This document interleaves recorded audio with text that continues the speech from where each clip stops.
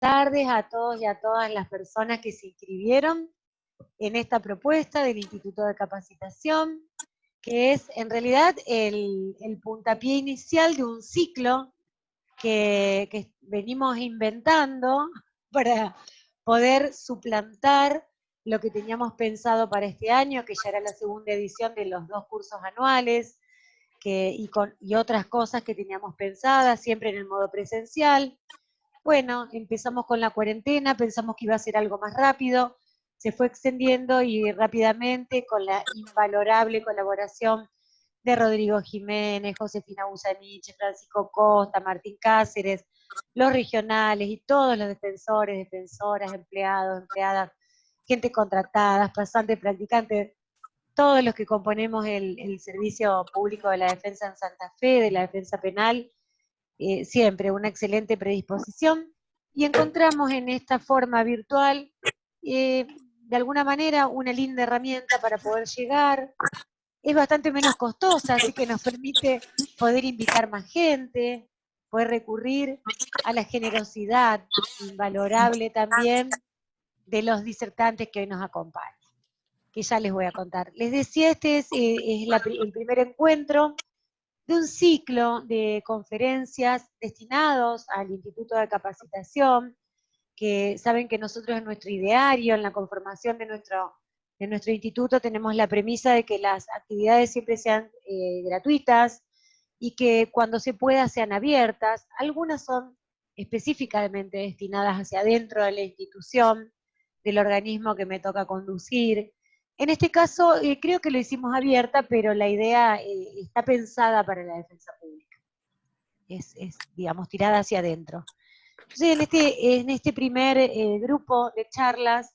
que tenemos, hoy es 2, tenemos otra el 4, el 9, el 16 y el 18, estas 5 primeras charlas en un primer ciclo, están destinadas justamente a tratar de ver desde las distintas aristas,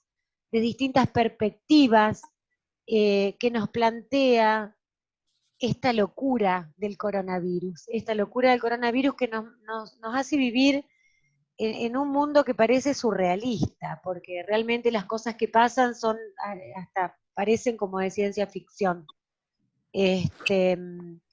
bueno, este primer encuentro, tengo el agrado de poder compartirlo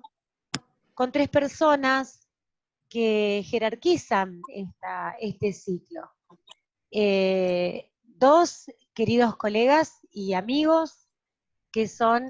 Maximiliano Benítez, que es el defensor general de la provincia de Entre Ríos, pero que además es presidente, coordinador del Consejo Federal de Defensores y Asesores Generales de la República Argentina. Es decir, que la invitación a Maxi viene ligada no solamente como defensor de Entre Ríos, que es la provincia que tenemos más pegadita y con la que compartimos mucho, porque de la ciudad de Santa Fe nos separa un túnel, y de la ciudad de Rosario, que son las 2 ciudades más grandes de nuestra provincia, nos separa un puente. Pero el hecho de que él sea el coordinador de la mesa que tenemos, que integramos en este Consejo Federal de Defensores y Asesores Generales de la República Argentina, nos permite siempre tener la mirada de todas las provincias y la mirada del país, porque ese consejo también lo integra la Defensoría General de la Nación. Así que, bienvenido Maxi.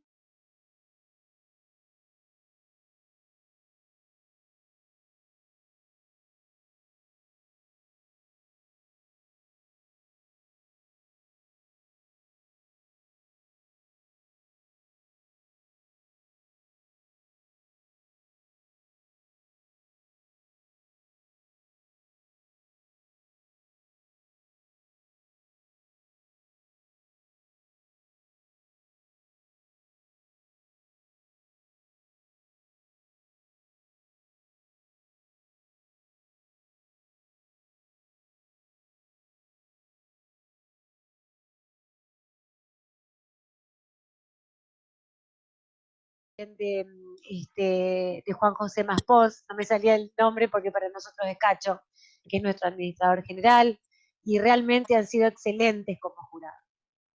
también me han acompañado en la apertura y en el cierre de los cursos anuales el año pasado. Han estado acá en Santa Fe para la apertura del curso de Defensa Pública que hicimos y también me han acompañado en el de Violencia Institucional. Pero Alicia, de todos los defensores generales, enseguida se me ocurrió invitarla porque nuestra vecina provincia, hermana provincia del Chaco, viene atravesando una situación muy dura, muy crítica con el tema del coronavirus que asola la provincia del Chaco y a ella le toca llevar adelante la jefatura de la defensa penal y también de la defensa civil. Es una persona muy comprometida con el trabajo, con una humanidad y una espiritualidad muy grande. Y bueno, queremos escucharlos a los dos, a ver qué nos cuentan. Maxi, un poco hacer un raconto, lo que quieran. Tema libre, tienen 20 minutos cada uno. Por eso ya voy a decir quién es el tercero, la tercera persona que integra la mesa, que lo hace en representación del Ministerio Público de la Defensa, o sea, de la Defensoría General de la Nación. Se trata de Mariano Patricio Maciel, que es defensor público a cargo de la Unidad de Actuación número 2 ante la Cámara Nacional de Casación en lo Criminal y Correccional, y también es defensor público interamericano de la Asociación Interamericana de Defensorías Públicas de AIDEF. Es decir, que es un colega de los defensores que pienso que ha estado directamente vinculado con la temática del coronavirus, viendo que se desenvuelve como defensor en la Cámara Nacional de Casación en lo Criminal y Correccional, y todos seguimos las noticias de lo que ha pasado a nivel provincia de Buenos Aires y también a nivel federal. Así que supongo que Mariano nos contará un poco su experiencia. Él viene designado por la Defensora General de la Nación, la doctora Estela Maris Martínez, que no pudo en este evento acompañarlos, que Estela siempre nos acompaña en nuestras actividades del instituto. Pero además le decía que Mariano, con esto de que es defensor público interamericano, es una persona que tiene una experiencia y trayectoria en lo que tiene que ver con el litigio estratégico, así que hoy lo conocemos por acá, pero seguramente lo vamos a tener en alguna otra actividad en el futuro, si seguimos con esto mediante la vía virtual y si no en la vía presencial, porque es un tema que nos interesa muchísimo, el tema del litigio estratégico y de los casos ante la Comisión y la Corte Interamericana de Derechos Humanos. Bueno, por hoy esta es mi intervención, voy a estar acá, por supuesto, participando. Les comento, va a hablar primero Maximiliano, tiene 20 minutos. A continuación, sigue Alicia Alcalá y por último Mariano Maciel. Si queda tiempo posteriormente, es mucha la gente inscripta, ya hay unos cuantos, ya hay 64 participando, y teníamos un cupo de 90 y tenemos el cupo cubierto. Supongo que se va a ir enganchando más gente, va a ser muy difícil que haya debate, pero sin embargo a través del chat se pueden ir haciendo algunas preguntas que yo con la colaboración de Josefina Busaniche, Francisco Costa y Rodrigo Jiménez, en la moderación de esto trataremos de ir pasando en limpio y transmitiendo a los disertantes. Así que bueno, muchísimas gracias y bienvenidos. Maxi, te damos la palabra. Bueno, muchísimas gracias, Jacqueline, muchísimas gracias por la invitación. Te mando un saludo muy, muy grande. Muchos coditos ahora del coronavirus, porque estamos cerquita, pero bueno, ahora no nos podemos ver. Así que un saludo muy grande para vos, para todo el equipo, para todos los chicos que con mucho compromiso y dedicación siempre te acompañan y posibilitan estos encuentros que, bueno, que son virtuales, pero no dejan de ser encuentros y nos permiten seguir en contacto, digamos. Así que, bueno, decirles que para mí es un gran placer siempre participar en los eventos que realiza la Defensa Pública de Santa Fe y en general lo que realiza toda la defensa pública, porque es una manera de decir, estamos presentes, siempre la defensa ha sido un poco, como decimos nosotros, la cenicienta del Poder Judicial, entonces es siempre reconfortante que existan defensas públicas que se interesen por la capacitación y que tengan el compromiso que tiene la Defensa Pública de Santa Fe, y lógicamente también integrar este panel con Alicia, que le ha dado un cambio fenomenal a la defensa pública de Chaco, digamos, logrando y trabajando para la institucionalización de la misma, para que se termine de institucionalizar y que, en definitiva, en esa provincia se está hablando de una reforma constitucional y que finalmente la defensa pública en Chaco tenga rango constitucional, como, bueno, también lo decíamos para Santa Fe, llegado el momento. Rango constitucional, me refiero a rango que sea autónoma e independiente, como debe ser y como dicen los organismos internacionales que tienen que ser la defensa pública. Y por otro lado, integrarlo con Mariano Maciel también es un enorme placer. A Mariano lo conozco desde hace muchos años, no lo vamos a contar por no descubrirnos la edad, pero sí lo conozco muchísimo y conozco su compromiso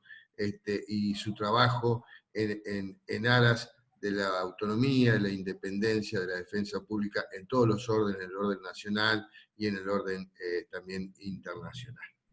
Así que, bueno, es un placer estar con ustedes acá. Agradezco profundamente la invitación y sepan que cada vez que pueda estar, voy a estar no solamente en Santa Fe, sino en todos los lugares donde se discutan estas cuestiones. Ahora bien, un poco para aquellos que a lo mejor no están en contacto directo con la defensa pública de Entre Ríos, les cuento que la defensa pública de Entre Ríos es una defensa pública integral, es decir, no solamente se ocupa de la defensa penal o del servicio de defensa penal, sino también de la defensa civil y la defensa en familia. Esto porque un poco... Perdón, un momentito interrumpo. Les pido a todos que silencien, que toquen el microfonito que generalmente está abajo a la izquierda y lo pongan en silencio. Bien, así no hay interferencias con el que habla. Gracias. Ahora sí. Bueno, ustedes saben que en la República Argentina hay distintos modelos de defensa pública. En algunos lugares, lamentablemente, todavía no tiene autonomía e independencia, y en otros lugares tenemos una defensa pública integral, o como ocurre, por ejemplo, uno de los ejemplos de Santa Fe, que se refiere únicamente a la defensa pública penal. Bueno, nosotros acá en la provincia de Entre Ríos tenemos una defensa pública integral, y como el tema de hoy es la actuación pública en el marco del COVID, me pareció importante hacer esta salvedad, porque lógicamente, si bien todos son grupos vulnerables, y nosotros como defensores de derechos humanos, tal cual lo dice la Organización de Estados Americanos, debemos tratar de que todos tengan acceso a la justicia. Evidentemente es diferente la manera en que debemos llegar o cómo debemos llegar respecto a aquellos justiciables defensa pública penal de los justiciables de la defensa pública de familia. La verdad que el COVID tuvo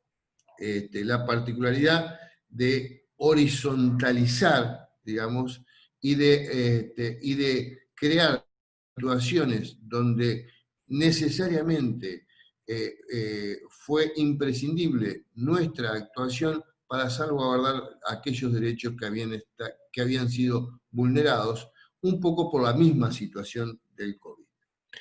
En lo que respecta a la Defensoría Pública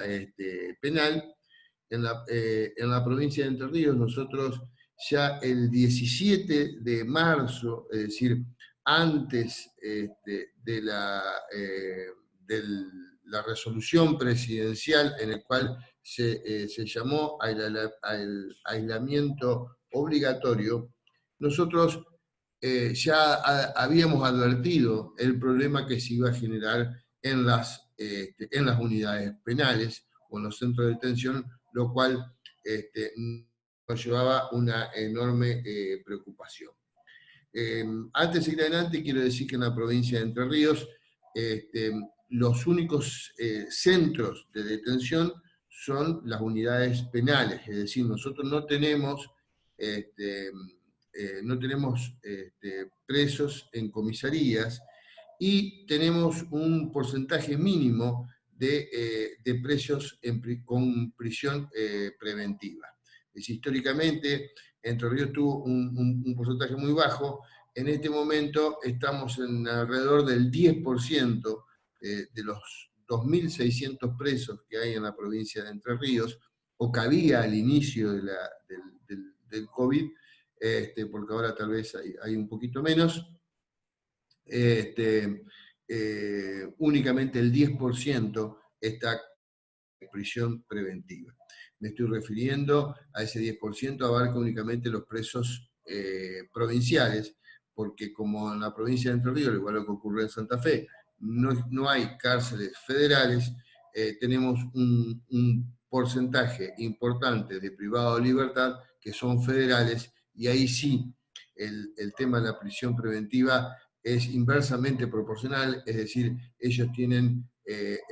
más presos con prisión preventiva que presos condenados, es decir, o están muy parejos, ¿no? 50 y 50 y pico % con prisión preventiva y el resto con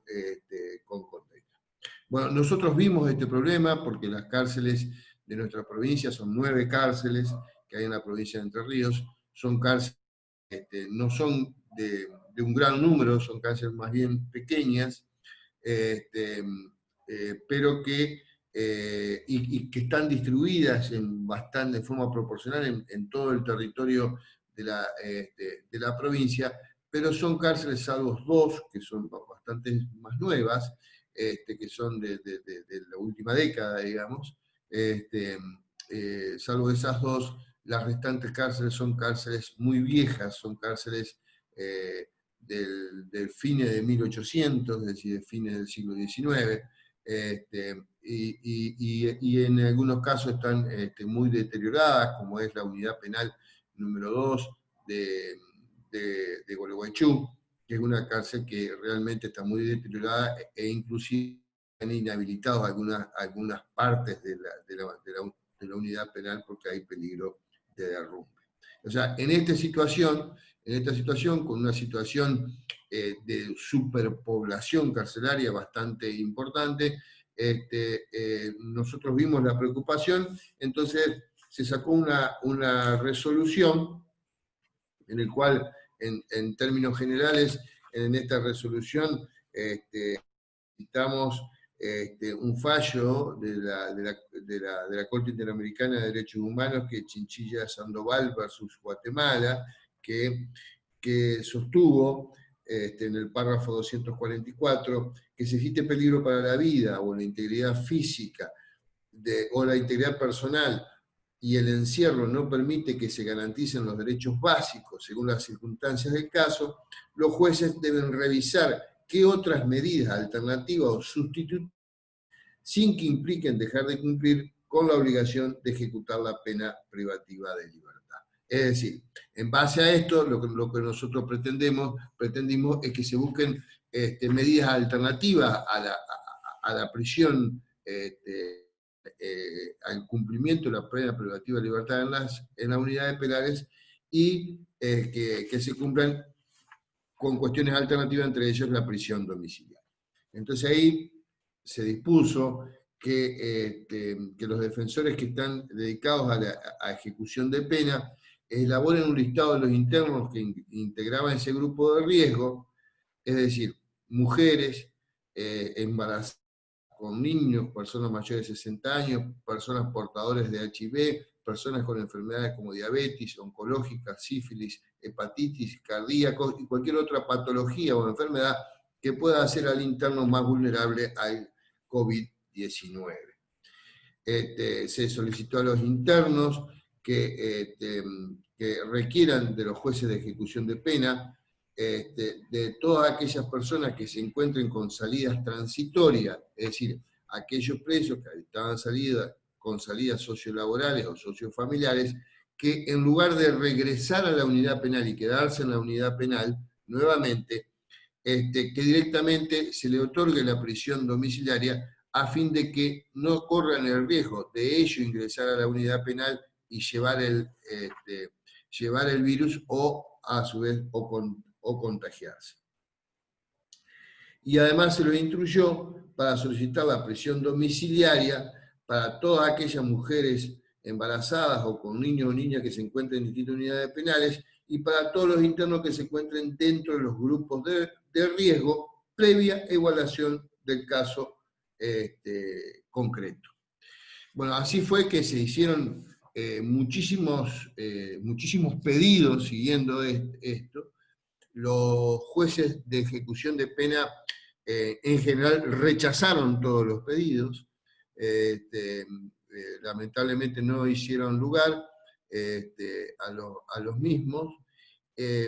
salvo algunos casos muy puntuales y que eran muy claros y muy evidentes. Es decir, del total de pedidos que se hizo, que habrán sido arriba de 200, aproximadamente lo que se hicieron lugar fueron 14 en toda la provincia de Entre Ríos, o sea, prácticamente nada. Lo que sí se descomprimió un poco la situación de hacinamiento, porque a diferencia de los jueces de ejecución de la provincia de Entre Ríos, el juez federal, digamos, o los jueces federales, dispusieron la libertad de muchos internos que estaban con prisión preventiva, al igual que los tribunales orales federales de la provincia de Entre Ríos, que son dos, uno está en Concepción, Uruguay, y el otro está acá en la ciudad de Paraná. Es decir, la justicia federal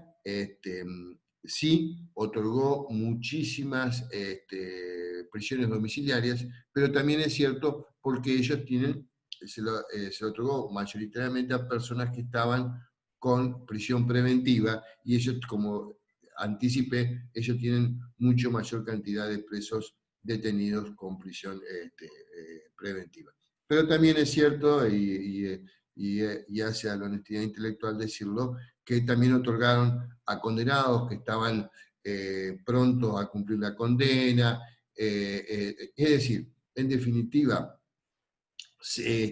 cumplieron en términos generales con aquella manda, digamos, de la Comisión Interamericana de Derechos Humanos, de la Corte Interamericana de Derechos Humanos, de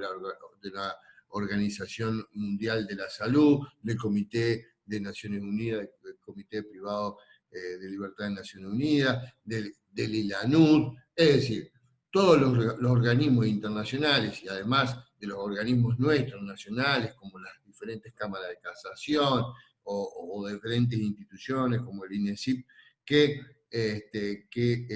todos se expresaron en favor de la real necesidad de descomprimir la situación de hacinamiento que existía en la cárcel, porque ello hacía mucho más nocivo o mucho más posible el contagio de coronavirus, y todos sabemos que en las situaciones que están en las cárceles de nuestro país, eso en muchos casos podía ser trágico en cuanto a la cantidad de internos. Y esto lo quiero recalcar porque esto no es solamente, se lo hace como se dijo en favor de los internos, sino se lo hace en favor de la comunidad en general. Porque todos sabemos que uno de las cuestiones por las cuales, se, se institucionalizó la cuarentena o el aislamiento obligatorio en nuestro país, fue porque el sistema de salud no estaba preparado, entonces para tratar de preparar el sistema de salud. Y en ciudades como la provincia de Entre Ríos realmente no teníamos camas para albergar los posibles infectados por coronavirus, y si a eso le agregamos que podrían infectarse mucha gente que estaba cumpliendo penas, podría realmente ocurrir un colapso en el sistema sanitario por no haber respetado los protocolos. Bueno, nosotros en Entre Ríos, si bien es cierto, bueno, menos mal no tuvimos los motines que sí tuvieron ustedes, con la gravedad de las motines que tuvieron ustedes, pero tuvimos algunas revueltas, algunas revueltas, la primera de ellas en Concepción del Uruguay. También tuvimos una pequeña revuelta de un pabellón en la ciudad de Concordia, y en Paraná tuvimos, no revueltas, pero tuvimos varios pabellones con huelga de hambre por este tema del coronavirus y por la incertidumbre que esto le producía, porque los jueces de ejecución, a diferencia de lo que nosotros habíamos propuesto, que era que todos aquellos que estaban con salidas no regresen a la unidad penal, resolvieron que los mismos regresen y cortarle las salidas. Yo creo que esto es algo que vamos a tener que ahora volver sobre el tema, porque se está prolongando la cuarentena mucho más de lo que pensábamos en un primer momento, y los internos que estaban con salida, que se habían ganado las salidas, que merecían las salidas, y que además se comprobó con trabajadores sociales, un domicilio, etcétera, etcétera, etcétera, el trabajo, que se comportaron bien, esa gente está sin poder salir y no se sabe cuándo van a poder salir. Tenemos casos, por ejemplo, de un interno que está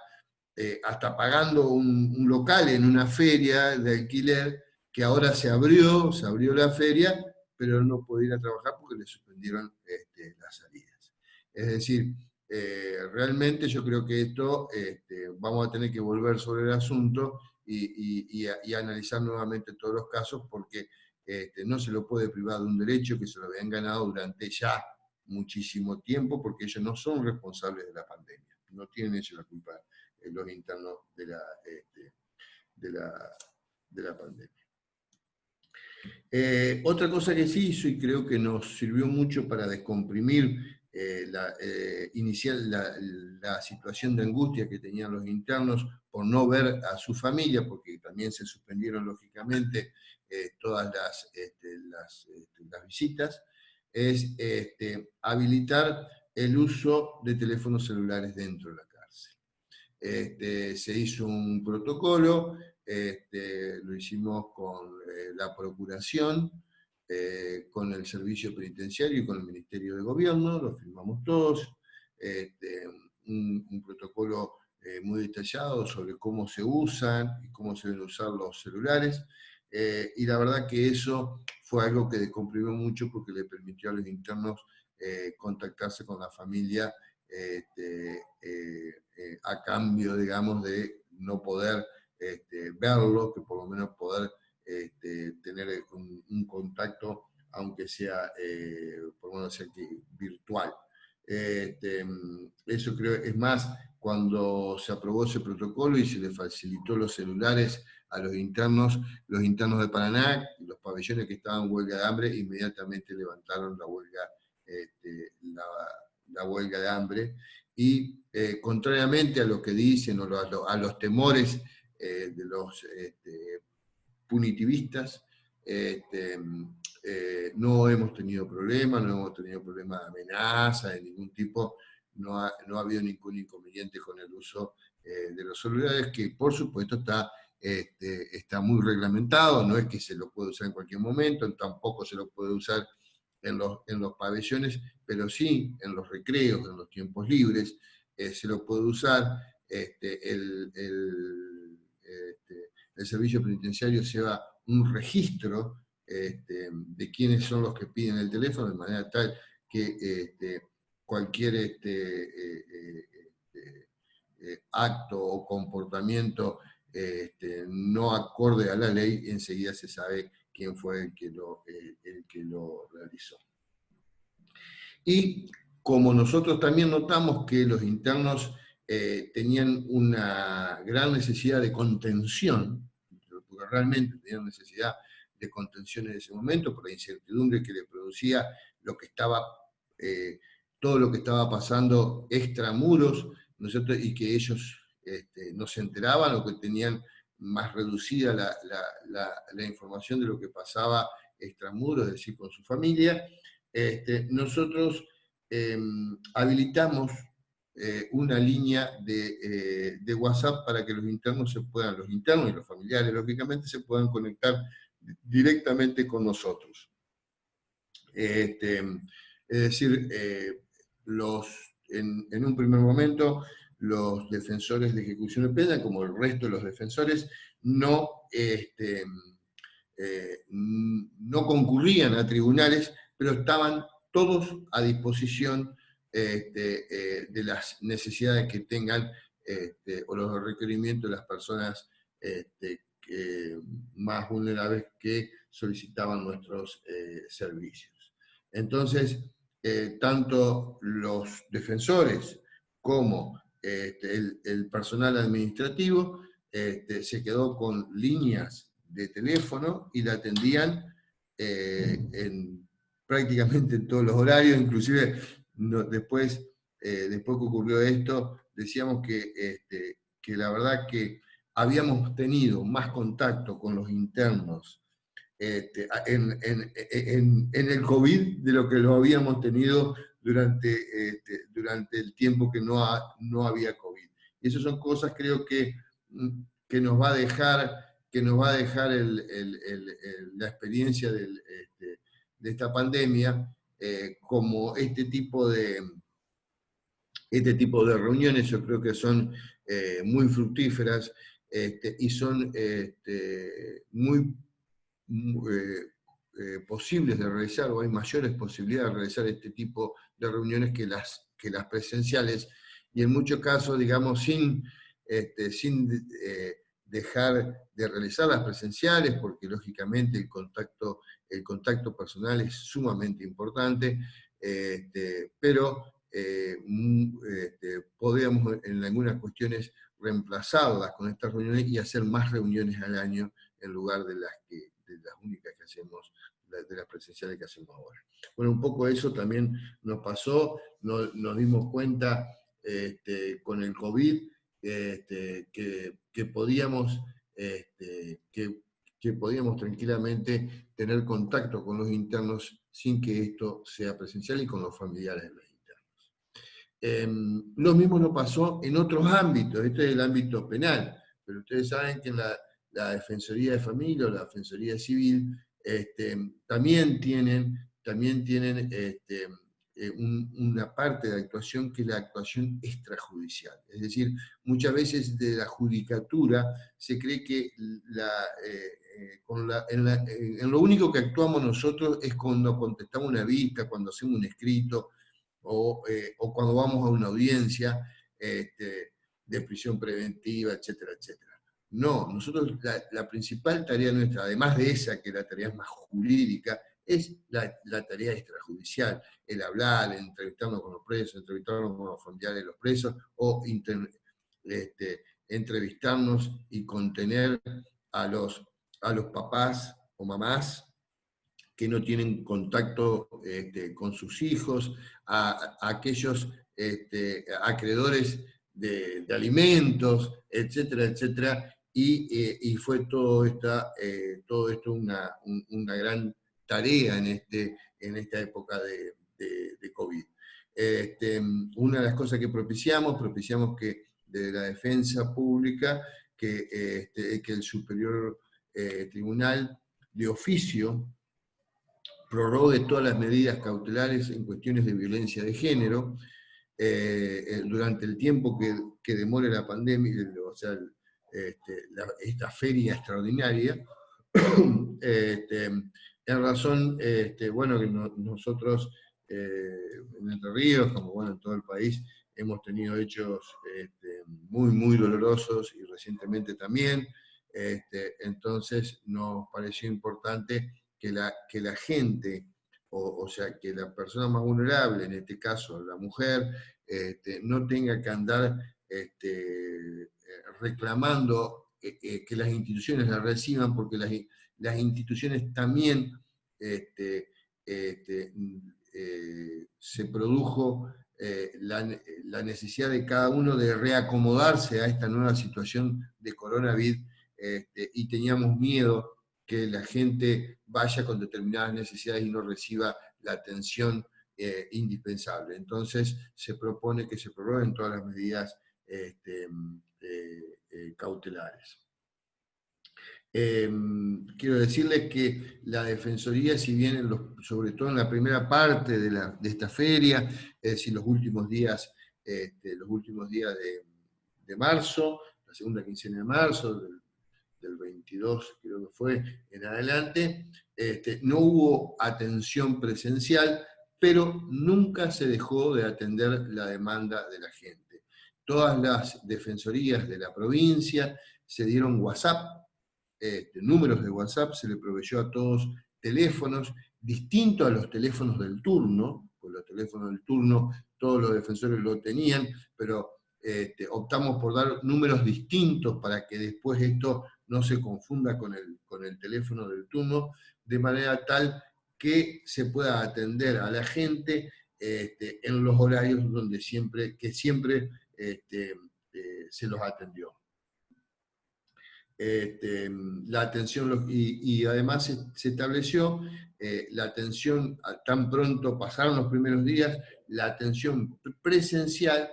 siguiendo todos los protocolos, para aquellos casos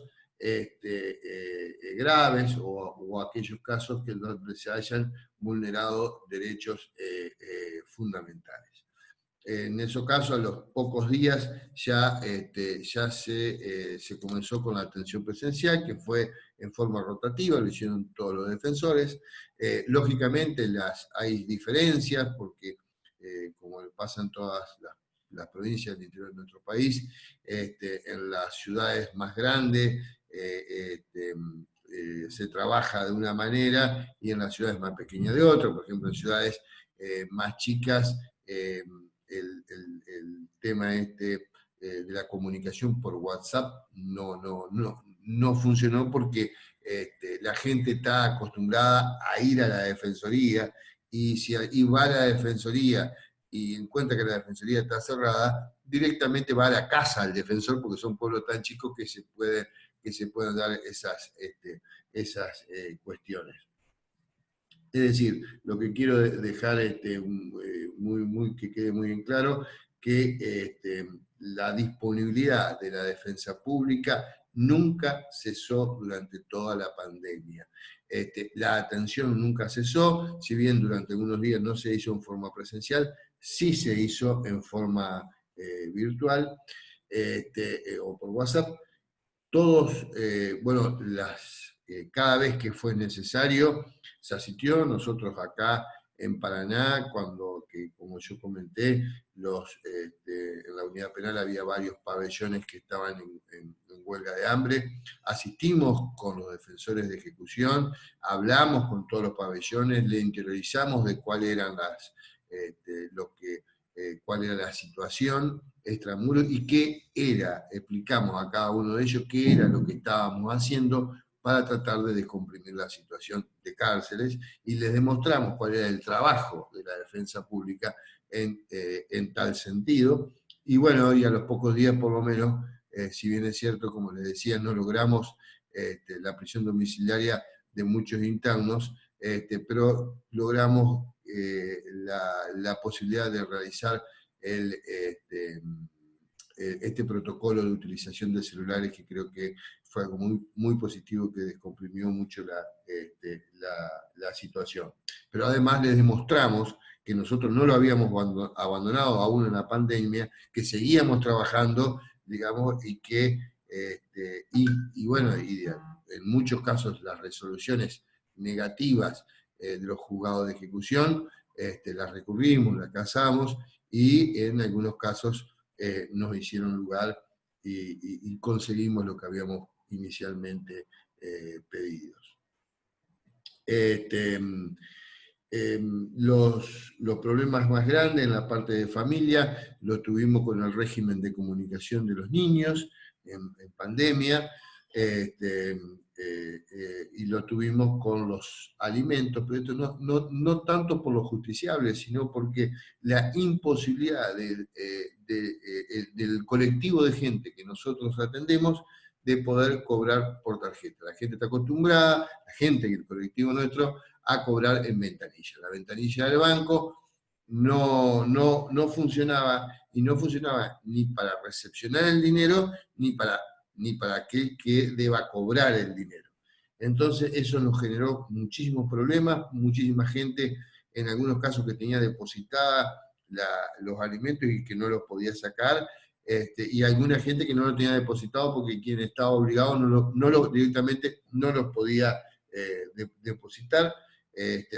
Para lo mejor hay una resolución del Banco Central de que no se habilitan los cajeros, y ocurrió lo que ocurrió en Buenos Aires ese viernes con los jubilados, entonces con más razón se pusieron estrictos y no hicieron lugar, así que es todo un problema. Hay alguna gente que lo pudimos solucionar porque se pudo vincular la cuenta con otra cuenta y otorgarle una tarjeta, pero no fue fácil, y aún hoy todavía seguimos con serios problemas respecto a eso. Después, esta modalidad de Zoom, ustedes saben que el registro único de adoptantes también está a cargo de la Defensoría, al igual que el órgano de salud mental y la unidad de letrados en salud mental.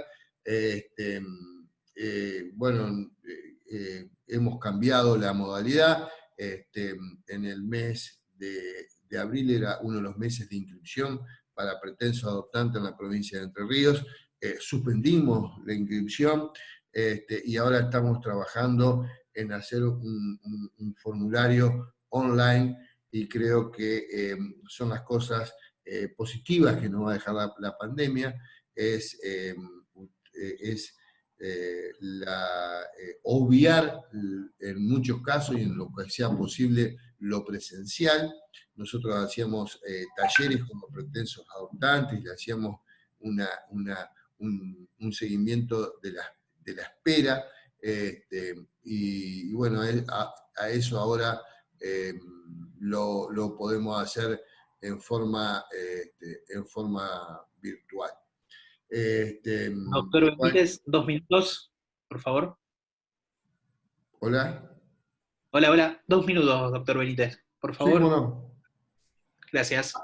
Me quedan 2 minutos. Perfecto. Sí, exactamente. Yo creo que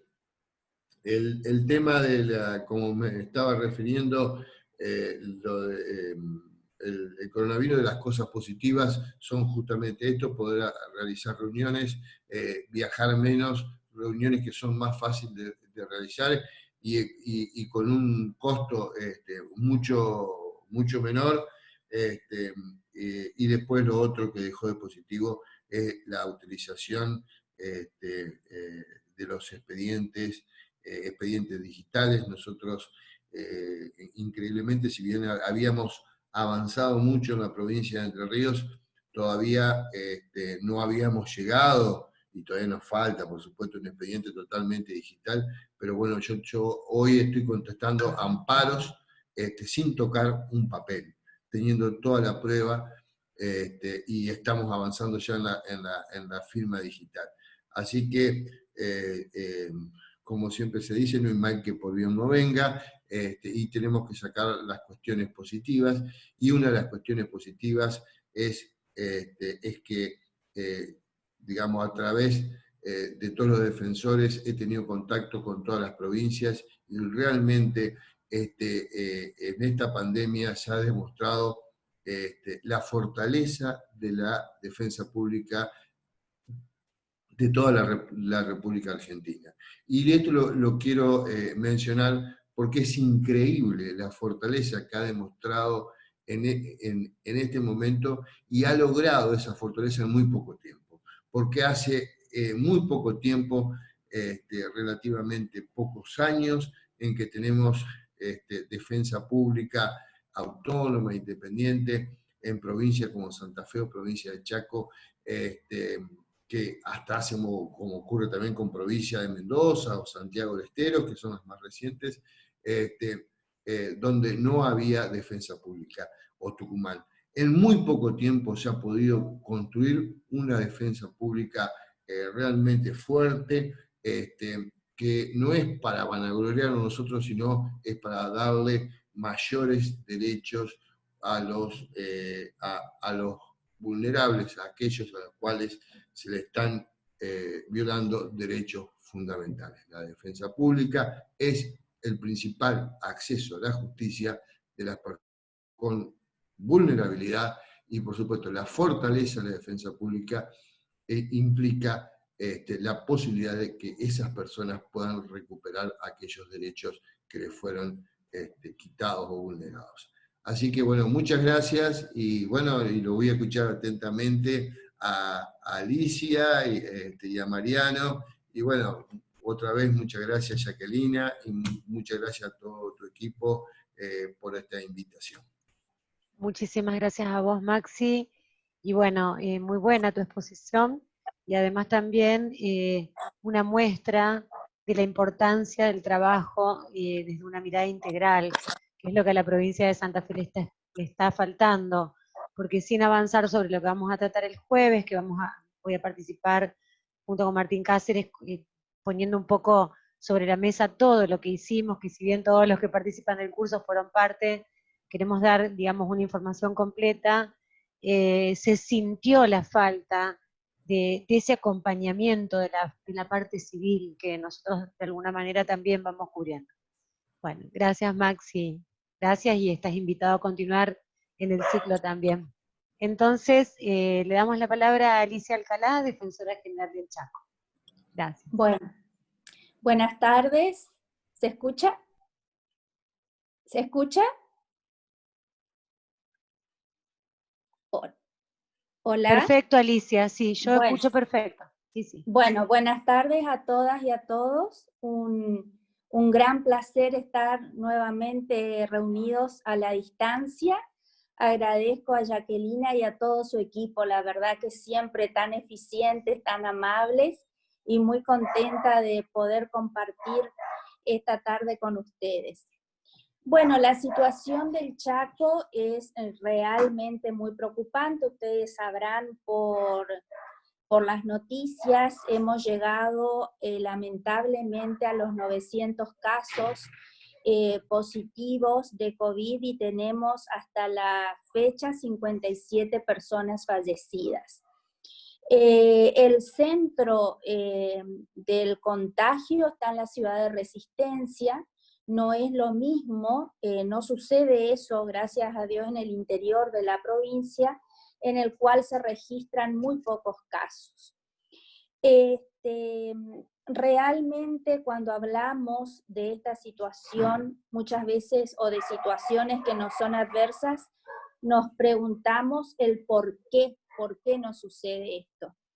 Y ahora creo que tenemos que pensar para qué nos sucede esto, qué nos deja de bueno o de malo esta pandemia. Y realmente creo que en el caso de la provincia del Chaco ha visibilizado absolutamente las fallas estructurales que tenemos de hace muchos años en el acceso y la posibilidad de efectivizar los derechos económicos, sociales y culturales. Ha quedado en evidencia las fallas de las distintas gestiones de gobierno en tener, por ejemplo, una política pública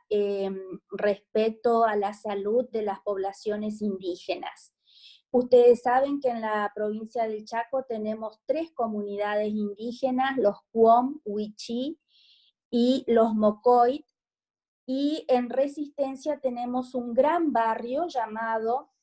Gran Toba, que la mayoría son de etnia Cuom. El Gran Toba está formado en realidad por 6 barrios más pequeños, y fue allí donde se desató el foco terrible de la pandemia. Tenemos 2 focos centralizados de contagio, uno el barrio Toba y otro las comisarías, a las que después me voy a referir.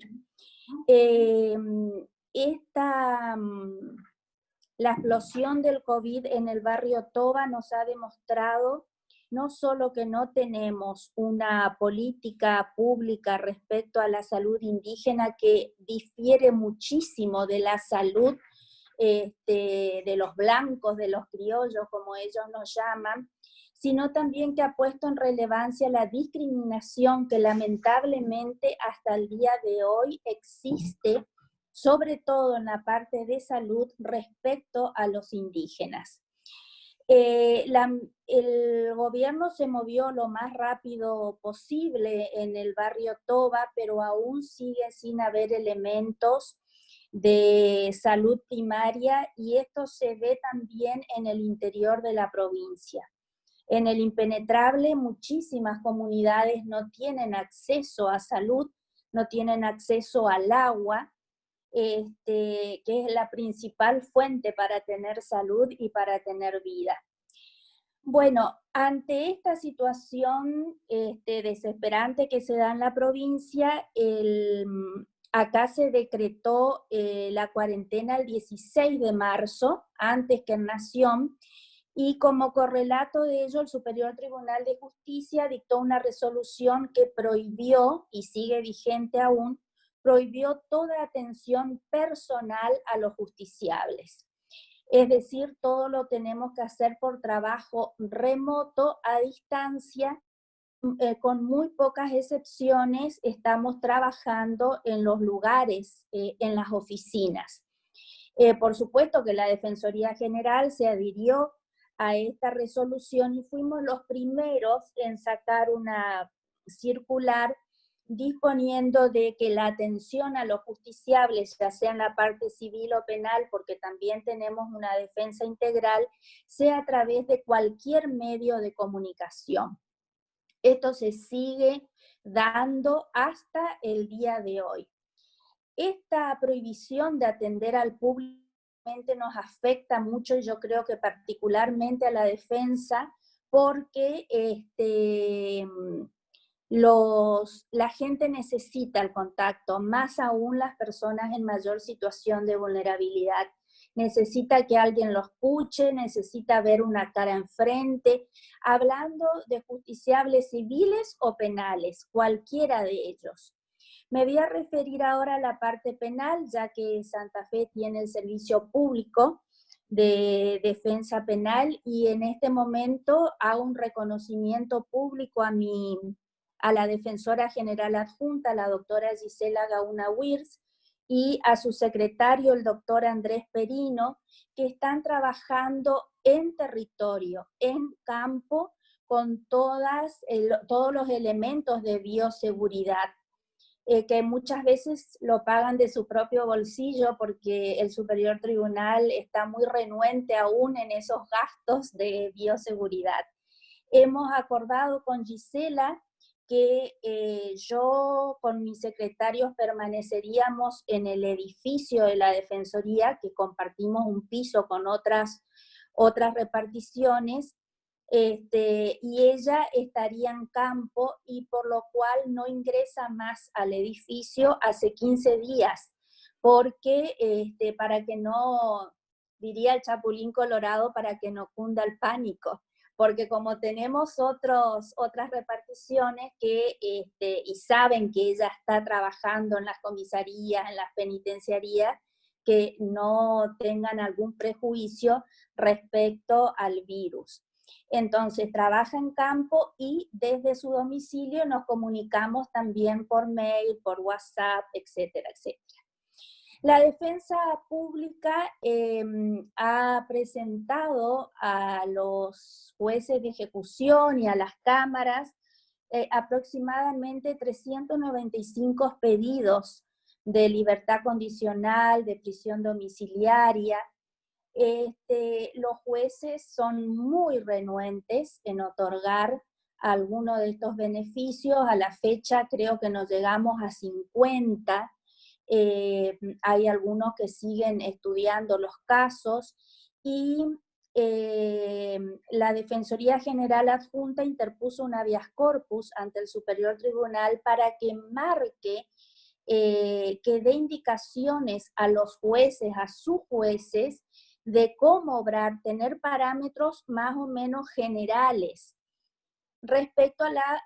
población en riesgo que está privada de su libertad. Y se distinguieron dos grandes grupos, los grupos de personas en riesgo por edad o por enfermedades de base, y aquellas otras personas que estaban prontas a cumplir la pena o que estaban que podían tener salidas transitorias o una prisión domiciliaria.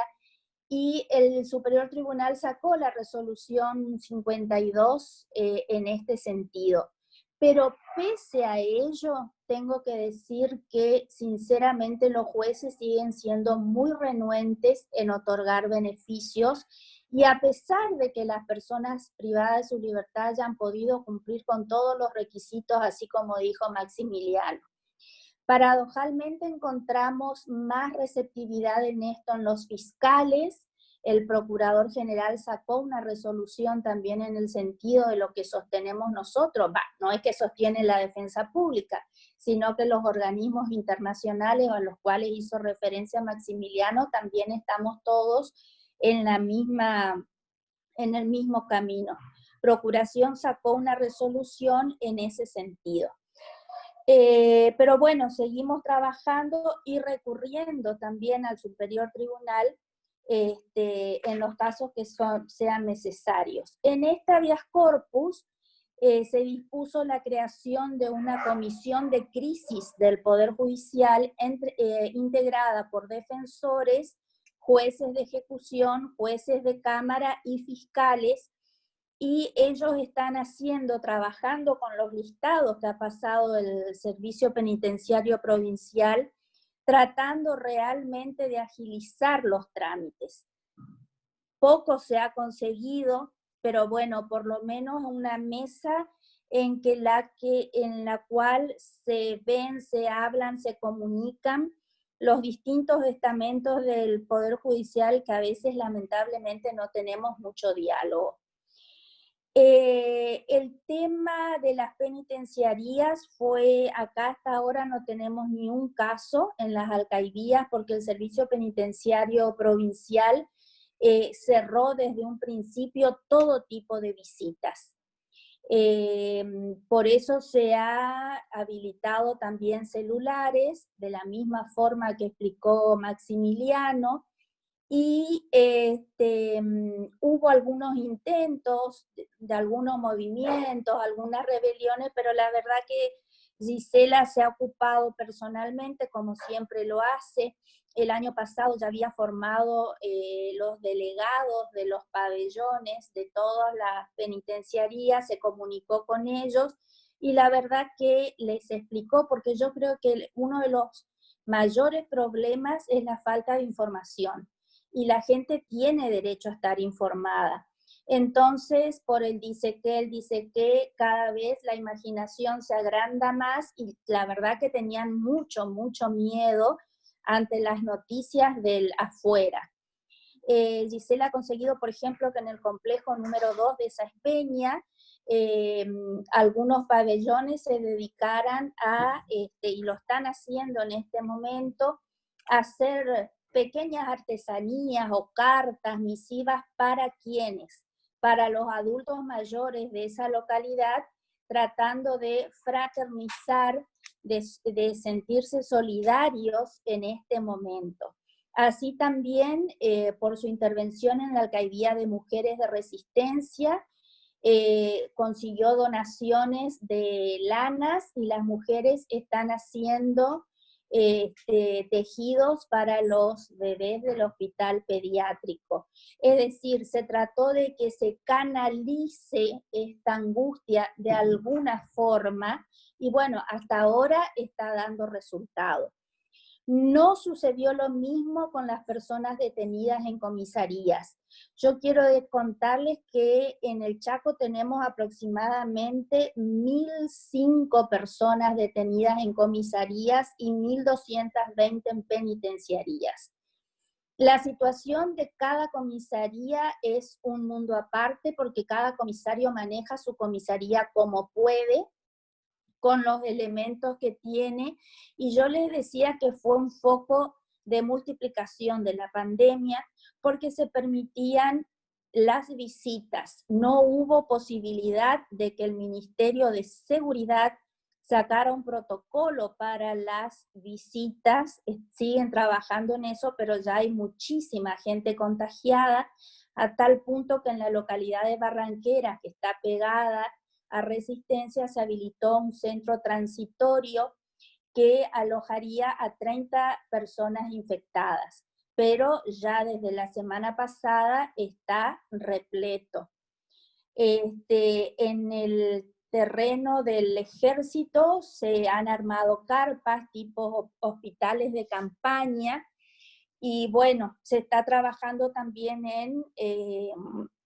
dotarlos de todos los instrumentos que son necesarios para poder atender a una persona con COVID positivo. Respecto a los celulares, la verdad que todos los defensores y a la cabeza Gisela atienden, yo les diría que casi las 24 horas a las personas privadas de su libertad y a sus familiares. Nosotros también en la Defensoría General, en la oficina, mi secretario prácticamente está atendiendo todo el día los llamados de las personas privadas de su libertad, de los familiares, y realmente en esta pandemia la defensa pública excedió absolutamente la mera defensa técnica y puedo decir que hizo una tutela integral. Eso es realmente lo positivo que creo que hemos consolidado, la idea de que somos defensores de derechos humanos realmente y que excede nuestra función, no se rige por el Código Procesal, el Código Penal, sino que va mucho más allá de todas esas normas. Y bueno, brevemente les voy a contar también de la parte civil, y es un orgullo para mí cómo está trabajando el órgano de revisión de salud mental de la provincia del Chaco, que no ha parado en ningún momento de trabajar en forma remota, pero lo está haciendo permanentemente y ha logrado, junto con la Secretaría de Derechos Humanos, que la semana pasada se dictara el decreto 608 del Poder Ejecutivo, por el cual se centralizó en una dirección técnica a todos los empleados de salud pública que estén relacionados con salud mental. Es decir, ahora todos los psicólogos, psiquiatras, enfermeros, asistentes sociales que estaban repartidos por todos los ministerios tienen una sola oficina técnica de la cual dependen, y eso que en este momento es importantísimo, porque así también como les dije, que los pueblos indígenas sufren discriminación, las personas con padecimientos mentales también sufren mucha discriminación por parte de la sociedad. Y al haber estado tan dispersos, todos estos empleados o funcionarios no tenían una cabeza que los dirija qué es lo que había que hacer y sobre todo en este momento. Así que eso es un enorme logro, además de asegurar la medicación, porque la provincia del Chaco desde el año pasado no estaba adquiriendo medicamentos psiquiátricos. Ahora explotó con el tema de la pandemia, sobre todo en el interior de la provincia, y bueno, en todas estas cosas está el órgano de revisión de salud mental, aparte de los permanentes controles a las instituciones públicas y privadas. La semana pasada hemos creado una mesa de diálogo también con las instituciones privadas monovalentes. En la provincia tenemos 4 solamente, 3 neuropsiquiátricos en Resistencia y 1 en Saspeña, y la verdad que hasta ahora hay un solo caso de COVID positivo que se dio justamente en el Hospital Perrando, en la sala de salud mental. Pero bueno, también es importante escuchar a las instituciones privadas y toda la problemática por la cual atraviesan. Esto hizo que el viernes pasado la secretaria del órgano pidiera al gobernador de la provincia una reunión y nos la dio inmediatamente. Ayer estuvimos en reunión por Zoom con el gobernador y con la ministra de Salud y planteamos específicamente 2 temas: la aplicación del protocolo de nación en la provincia y no el nuestro, que el Ministerio de Salud sacó un protocolo por el cual dice que si hay una persona con COVID positivo en una institución, tiene que permanecer en ella y aislada. Nosotros lo que le pedimos al gobernador es aplicar el de nación, que permite a la persona acceder al nivel 2 sanitario. Pedimos eso y los testeos especialmente para todos los empleados que trabajan en instituciones públicas y privadas, porque en realidad los pacientes están alejados de la circulación viral, pero el virus puede llegar a ingresar, igual que en los geriátricos, a través exclusivamente de los empleados asintomáticos, porque la verdad que la mayoría son asintomáticos, pero lo mismo se produce el contagio. Bueno, y respecto también, nosotros no tenemos a cargo el registro de adoptantes, lo tiene el Superior Tribunal, pero sí hemos pedido que se restablezca la comunicación de los chicos en situación de adoptabilidad con los pretensos adoptantes, cosa que también lo hemos logrado, y hemos tenido también una conversación, una reunión por Zoom con la secretaria de Niñez, Adolescencia y Familia y con todos los asesores de niñas, niños y adolescentes de la provincia, que la verdad, la primera vez a través de la tecnología que pudieron estar todos presentes y contar las distintas problemáticas de cada circunscripción judicial, que difiere absolutamente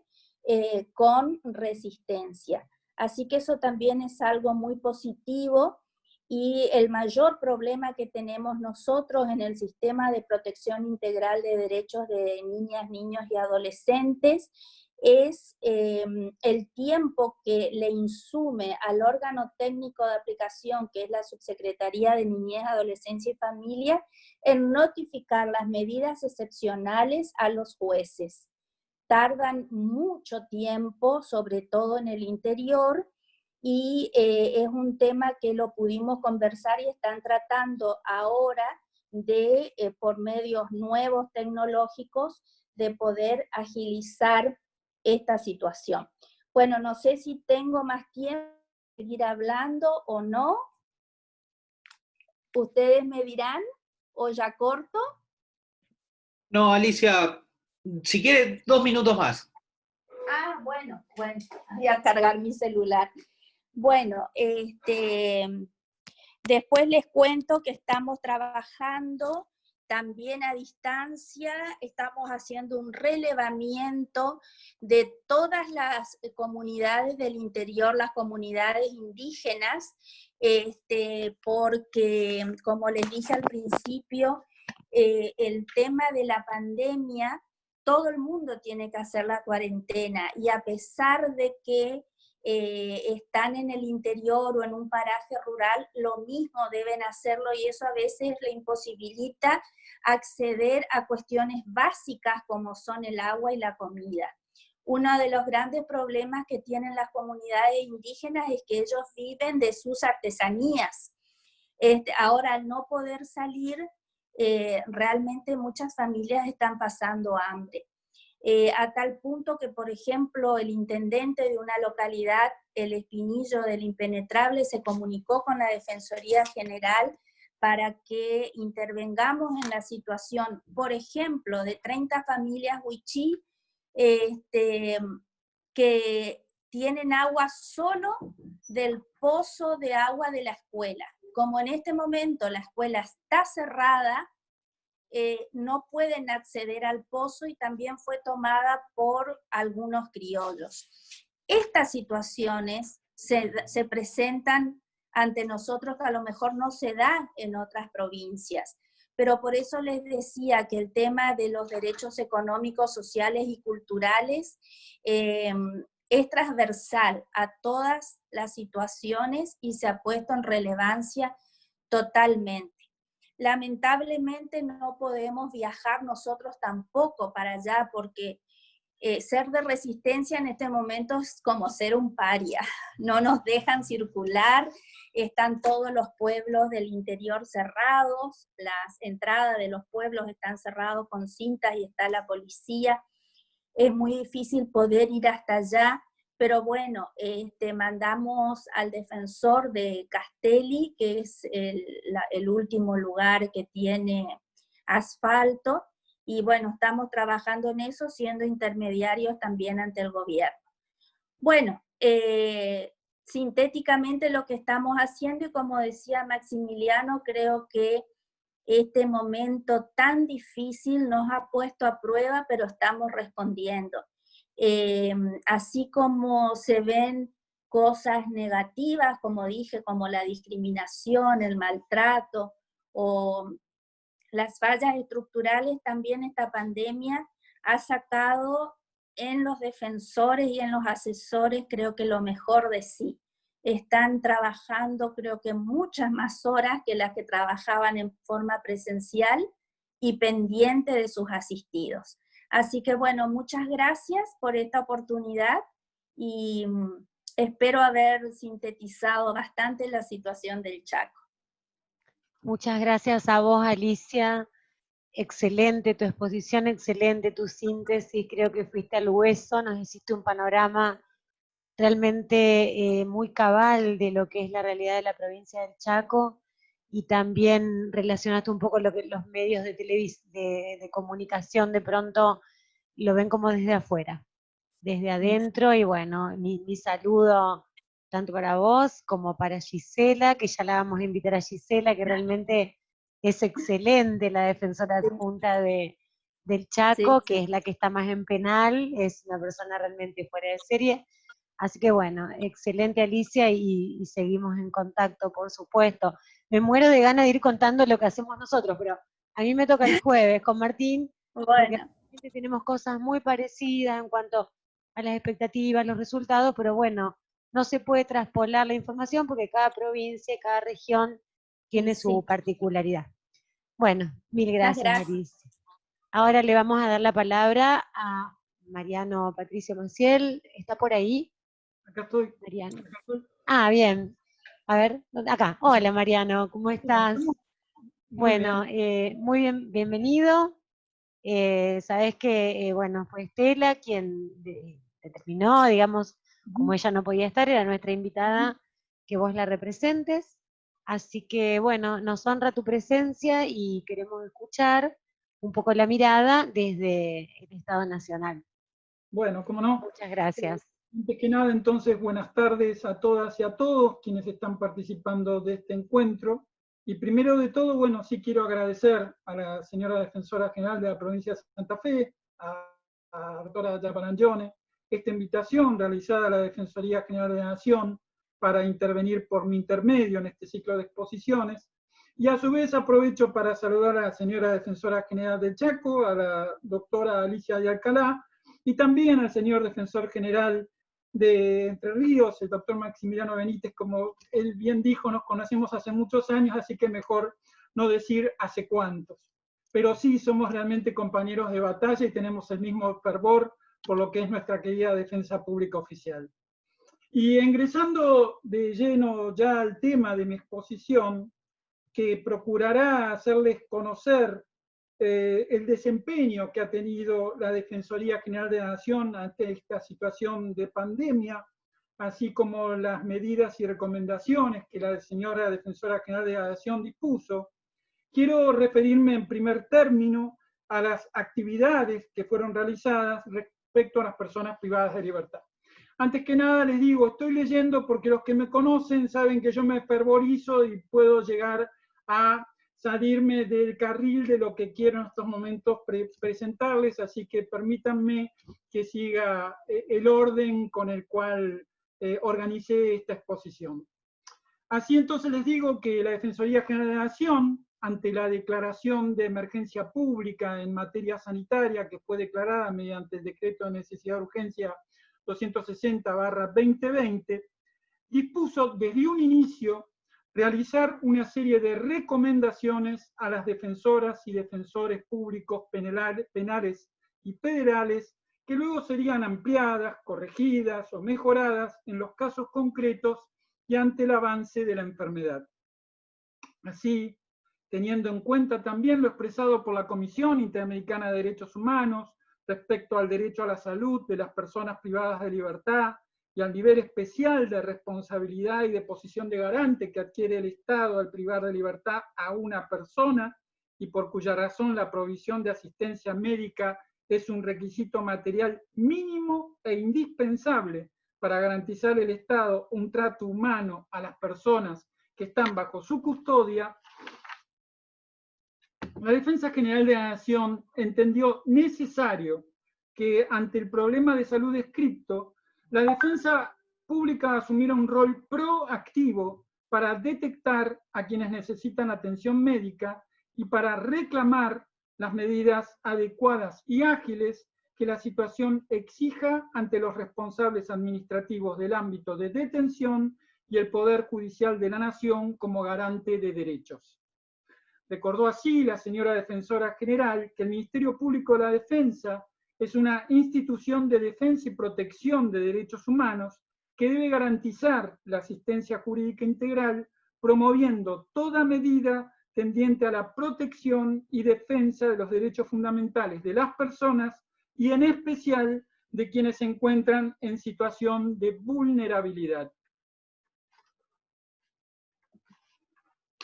Por ello se recomendó a todas las magistradas y magistrados, así como funcionarias y funcionarios a cargo de las defensorías públicas federales y en lo criminal y correccional de la Ciudad Autónoma de Buenos Aires, para que renueven o agilicen los pedidos de libertad o morigeración de la situación de encierro de las personas cuya defensa ejercen, que ya en una anterior recomendación se les había indicado invocar expresamente la situación de emergencia carcelaria reconocida en el ámbito del Servicio Penitenciario Federal y dependencias de las fuerzas de seguridad.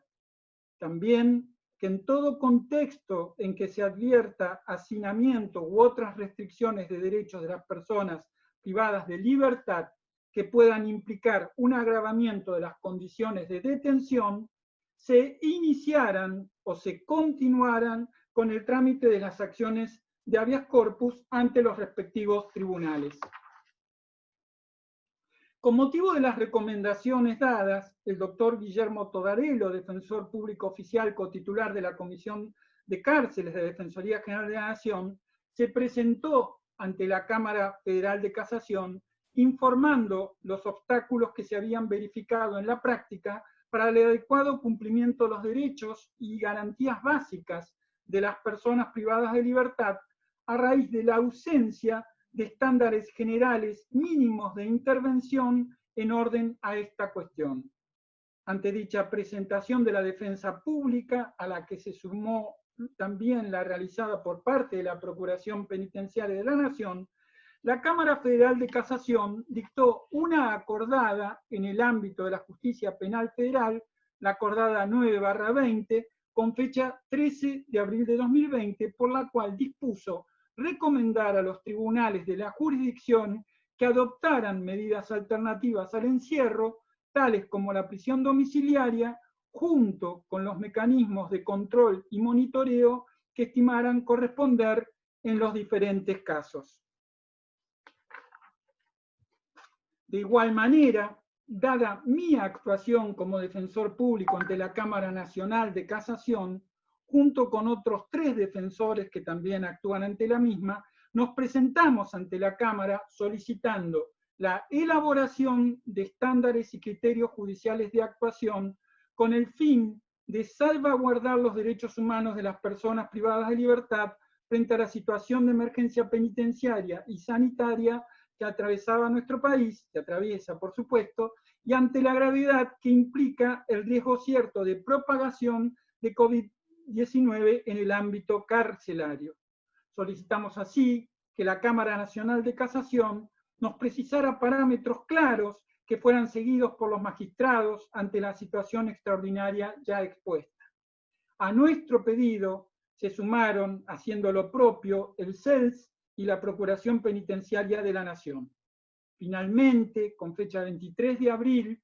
pasado, la Cámara Nacional de Casación dictó una acordada por la cual, previo a ser bien clara en cuanto a que todas sus salas tenían como principio, como doctrina uniforme, que la regla es la libertad durante el proceso, así como también la efectiva aplicación de los institutos vinculados a la libertad anticipada en el marco de la ejecución penal,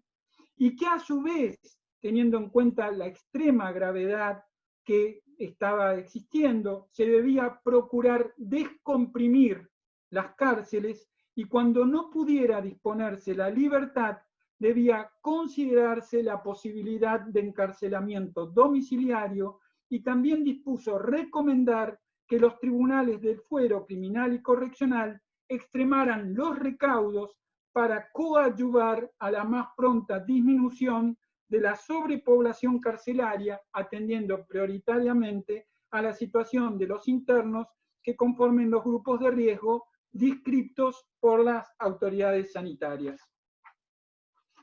Al día siguiente de dictada la acordada de la Cámara Nacional de Casación a la que recién me referí, tuvo lugar lo que todos conocieron, que fue una revuelta o motín en la cárcel de Devoto y que fue de público conocimiento y que ocupó mucho espacio en los medios.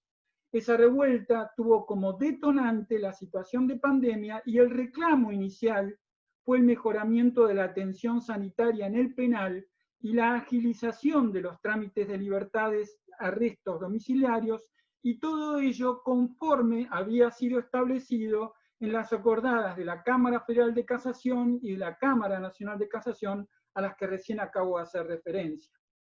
Dada esa revuelta, 24 horas después, el 25 de abril, se celebró la primera mesa de diálogo conformada por el Ministerio de Justicia y Derechos Humanos, el Servicio Penitenciario Federal, la Procuración Penitenciaria de la Nación, el Comité Nacional para la Prevención de la Tortura, la Asociación Civil de Familiares de Detenidos, los presidentes de ambas cámaras de casación y la Defensoría General de la Nación. Una de las primeras cuestiones que se trataron en dicha mesa fue la necesidad de agilizar los trámites de los incidentes que habían sido iniciados o estaban por iniciarse para solicitar medidas alternativas a la prisión, y por ende era necesario que el Servicio Penitenciario Federal identificara los grupos de riesgo establecidos en las acordadas e individualizara a las personas que conformaban esos grupos detenidos a su disposición en las cárceles federales. Finalmente fue el Ministerio Público de la Defensa, la Defensoría General de la Nación, la que tuvo a su cargo el envío de esas listas a los jueces y es al día de hoy que el Servicio Penitenciario Federal ha venido confeccionando estas listas conforme los riesgos que ya ustedes mismos han hecho mención, así que son conocidos por todos. Quiero aprovechar el tiempo en concentrar en otras cosas que creo que también les van a resultar de interés. Solo quiero decirles con relación a esto también que en razón de todas estas actividades que llevó a cabo la Defensoría General de la Nación, teniendo en cuenta las distintas intervenciones que tuvo en la defensa pública federal y la nacional, se pudo hacer un contralor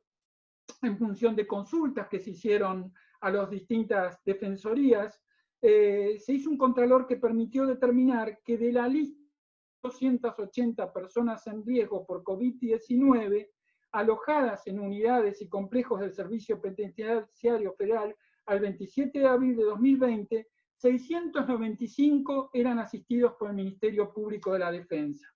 Así, permítanme que les dé prontamente algunos números, se presentaron 109 pedidos excarcelatorios, 17 resultaron favorables, 83 fueron rechazados y se presentaron distintos recursos de casación en función de las denegatorias. También se formularon 621 pedidos de arresto domiciliario, de los cuales 119 resultaron favorables, 201 fueron rechazados, estos fueron recurridos y los demás están en estos momentos en trámite de ser resueltos.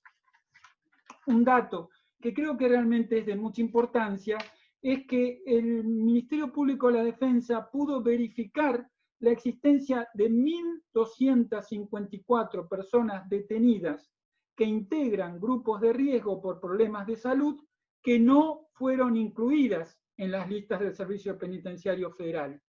En esos casos se hicieron igualmente pedidos excarcelatorios y de libertades anticipadas y arrestos domiciliarios en un total de 301 pedidos de excarcelación y 1.064 pedidos de arrestos domiciliarios. Se concedieron 56 excarcelaciones, 84 arrestos domiciliarios, muchos de los demás pedidos se encuentran en trámite y los denegados ya fueron todos recurridos.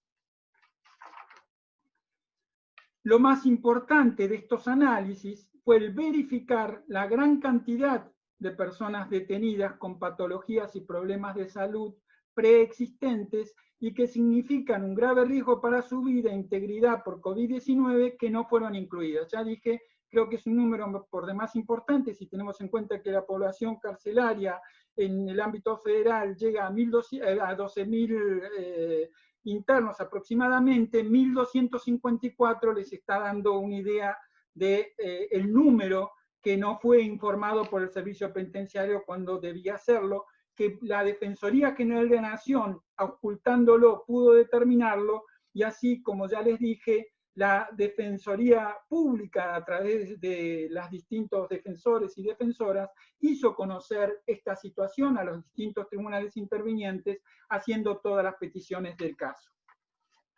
Rápidamente quiero también mencionarles, como también lo hicieron los respectivos defensores generales, y yo tengo que hacerlo ahora en reemplazo de la querida señora Defensora General de la Nación, que la doctora Estelia Maris Martínez enseguidita dispuso el trabajo a distancia y el deber primordial que se tuvo en consideración fue cuidar a todas y a todos los integrantes del Ministerio Público de las Defensas.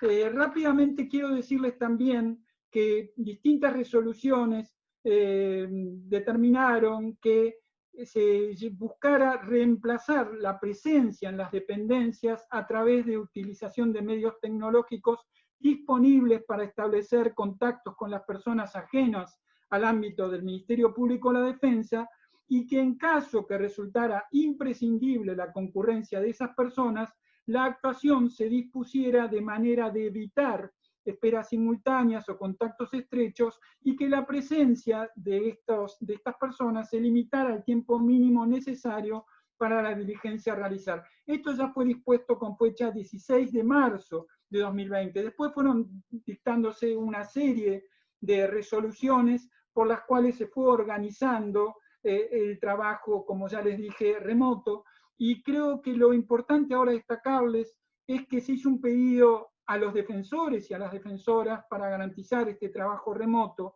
y en especial que se utilizaran los medios telefónicos y digitales para permitir que se mantuviera el contacto con las personas privadas de libertad, teniendo en cuenta el impedimento de acceso a los penales de abogados y familiares, así como el de realizar monitoreos por intermedio de la Comisión de Cárceles. Al igual que lo han dicho quienes me precedieron en el uso de la palabra, los distinguidos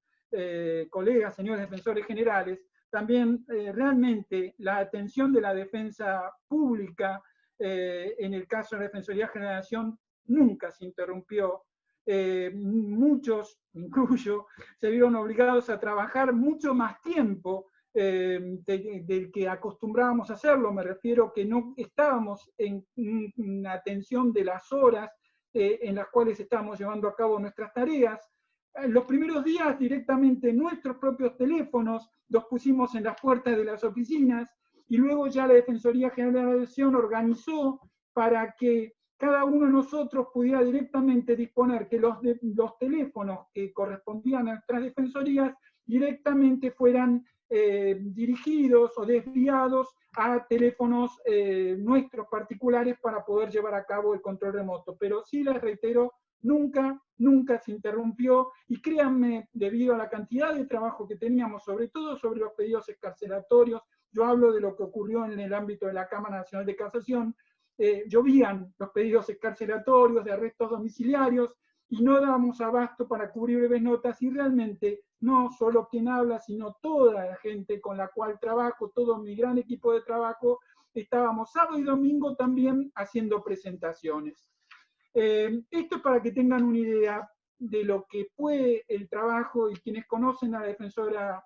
General de la Nación, Estela Maris Martínez, creo que no hace falta que les diga cómo ella nos incentivó, nos impulsó y nos cubrió para que fuéramos adelante continuamente en lo que tiene que ver con las personas privadas de libertad. Yo quiero, si tengo unos minutos, aprovechar para hablar de algo que ya no tiene que ver con lo que fue la actividad que llevamos a cabo, sino que algo que realmente a nosotros nos preocupa mucho. No sé si cuento aproximadamente, esto me llevará 5 minutos, pero creo que puede ser importante que se los comente, y tiene que ver con las consideraciones que cabe realizar respecto a las audiencias de debate en juicios orales realizadas de manera virtual mediante Internet, y las garantías judiciales que deben respetarse. Yo creo que este es un tema clave a partir de ahora. Les aclaro que en el ámbito capitalino empieza a presentarse, yo lo hablo continuamente con colegas, y por eso quiero compartirles algo que en realidad no es de mi labor, es de un querido colega, el doctor Santiago Taviano. Hizo una presentación, yo pude conocer la misma, y a partir de ahí preparé algo para exponerle a ustedes que creo realmente va a ser de utilidad. Los que me conocen saben que quiero demasiado esta defensa pública, la quiero mucho, y quiero realmente que todos podamos mostrar realmente lo que es la defensa pública oficial. Entonces, ya entrando de lleno a estas notas, decirles que dado que el juicio penal es fuente de múltiples restricciones para los derechos de las personas imputadas, es a ellas a quienes debe serle garantizado que todo proceso habrá de tramitar de un modo regulado detalladamente en una ley, y no del modo que surja de la creatividad jurisdiccional para adaptarse a una crisis. Esto es muy importante. Aún en tiempos excepcionales es necesario que el proceso transite por los carriles de la legalidad. Así, la sola existencia de buenas razones con motivo de la pandemia, que acaso en abstracto podrían justificar la creación de alguna modalidad al juicio, no modifica en absoluto el hecho que, de todos modos, la única autoridad que podría consagrar la modalidad excepcional es el poder legislativo y no el poder judicial. Ni la máxima autoridad judicial, es decir, la Corte Suprema de Justicia de la Nación, ni ninguno de los órganos inferiores tiene la potestad constitucional de regular las formas esenciales del juicio modificando lo que dice la ley acerca de cómo debe desarrollarse el proceso penal. Resulta irrelevante que puedan existir argumentos de necesidad o aún prácticas consuetudinarias más o menos establecidas en otros lugares del país y del mundo. Aunque hubiera argumentos plausibles para apartarse de lo dispuesto actualmente en la ley, en todo caso se trata de una facultad que excede las posibilidades de los tribunales y que compete exclusivamente al legislador. Según ha expresado la propia Corte Suprema, ha dicho, del principio primario de sujeción de los jueces a la ley, estos no deben sustituir al legislador para crear excepciones no admitidas por la norma ni efectuar una interpretación que equivalga a su prescindencia en tanto no medie una concreta declaración de constitucionalidad. Y les digo los fallos justamente para que les resulten útiles. Esto está dicho en fallos 279-128, 313-1007 y más recientemente en fallos 329-688. Corresponde igualmente tener bien presente lo que establece la Convención Americana de Derechos Humanos en cuanto a que cualquier restricción de los derechos de una persona debe realizarse conforme a la ley del Estado. Esto es el artículo 30 de la Convención Americana. Pero a su vez el artículo 7.2 dispone, nadie puede ser privado de su libertad física, salvo por las causas y en las condiciones fijadas de antemano por las constituciones políticas de los Estados partes o por las leyes dictadas conforme a ellas. Así, el no respeto de las propias regulaciones internas de un Estado en relación con los procedimientos por los cuales se lleva a cabo la privación de libertad de una persona entraña una violación al mencionado artículo 7.2 de la Convención Americana. Como expresó la Corte Interamericana de Derechos Humanos en el caso Cervellón García versus Honduras del 21 de septiembre de 2006, la restricción del derecho a la libertad personal debe dar únicamente por las causas y en las condiciones fijadas de antemano por las constituciones políticas o por las leyes dictadas conforme a ellas. Y dijo también, con estricta sujeción a los procedimientos objetivamente definidos en la misma. Esto está en el parágrafo 89 del fallo Cervellón García versus Honduras, pero este es uno entre muchos otros. A ver, si me estoy excediendo en tiempo, creo que en 2 minutos termino. Pero al respecto, un juicio penal en el que se decide sobre la culpabilidad o inocencia de una persona a la que se le puede llegar a imponer una pena privativa de libertad, es uno de los casos de regulación legal de una posible limitación a la libertad personal. La sentencia dictada por la Corte Interamericana en el caso Yvonne Neptune versus Haití del 6 de mayo de 2008, considero que es por demás clara para abordar las cuestiones que así se tratan. Dijo la Corte, teniendo en consideración lo que dispone el artículo 8 de la Convención Americana, que toda persona sujeta a un juicio de cualquier naturaleza ante un órgano del Estado deberá contar con la garantía de que dicho órgano actúe en los términos del procedimiento legalmente previsto para el conocimiento y la resolución del caso que se le somete. De esta manera, la realización de un juicio no puede realizarse en condiciones que resulten improvisadas, como aclaro, de hecho está empezando a ocurrir, a menos en lo que ocurre en la Ciudad Autónoma de Buenos Aires. Y por eso es que yo quiero compartir con ustedes este grave problema que a nosotros como defensores oficiales realmente nos está preocupando en demasía.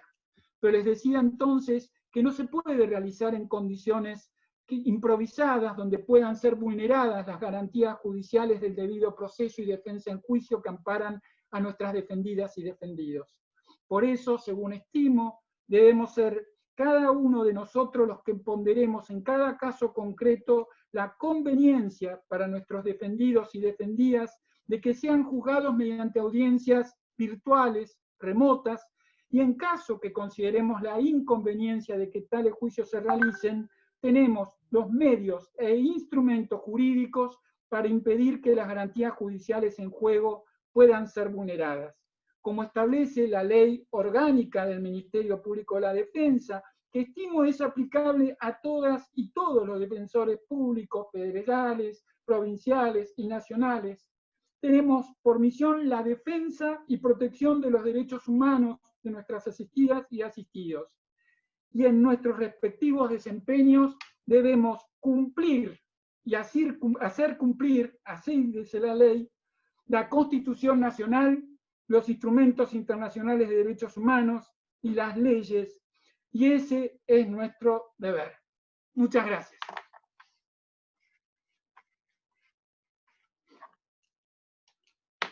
Muchísimas gracias, Mariano.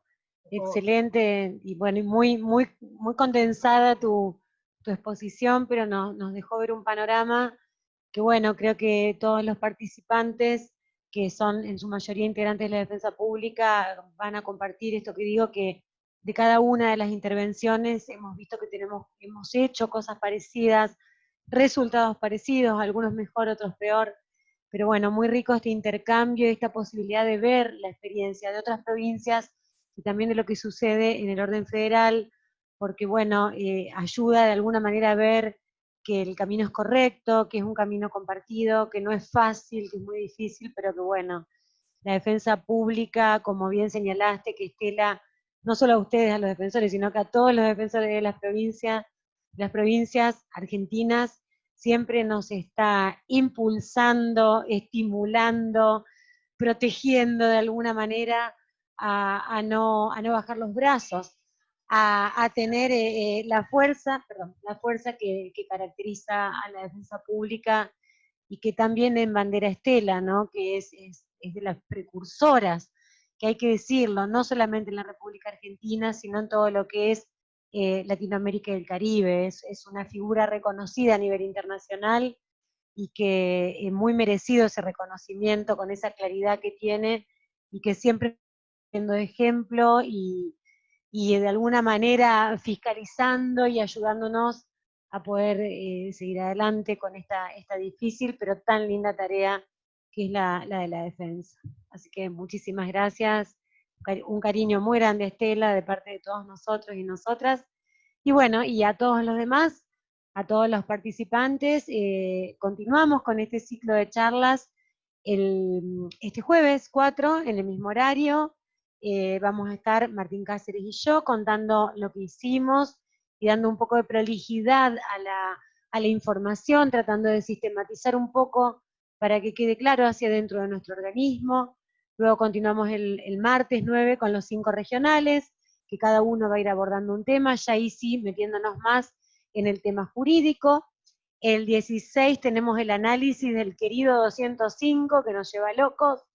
a todos, y de sus consecuencias jurídicas, que ahí sí cerramos el ciclo el día 18, viendo consecuencias prácticas ya de la voz de defensores que están en territorio, con todo este tema de la restitución de autos y demás como consecuencias prácticas y no tan buenas de la implementación, a nuestro modo de ver, demasiado extendida de la figura del 205.